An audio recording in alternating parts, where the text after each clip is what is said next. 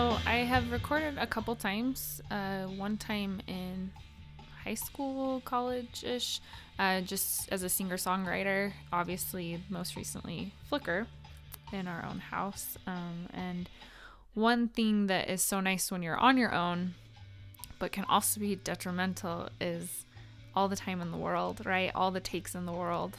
There definitely was a sense of pressure this time because we were paying all of our gig money for the whole year. We had saved up to do this so that we weren't paying out of pocket, but also it was like everything we had as a band. And so that definitely added a level of wanting to come prepared and wanting to feel ready so that you weren't ever the weak link. Just, you didn't want to get the band behind schedule. So that was actually really motivating and a cool experience.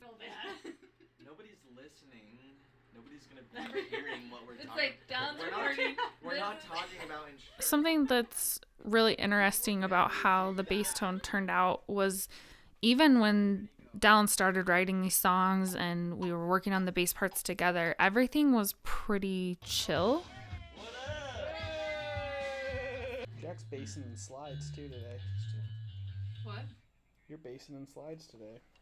Like on a song like Look Up, it wasn't like this big boosty sound, but when we actually got in the studio and we're playing around with tones, Nick actually tried out some really cool tones, and that we were all sitting together as a band and we found a really cool bass tone that we ended up using on most of the album. And it did have more of like a mid boost. It definitely had a different tone than I had ever played with before, and it's actually been fun leaving the studio and trying to replicate that tone in practice and hopefully when we play live. It's different than I would have ever done, which is part of what's great about working with a producer in a studio.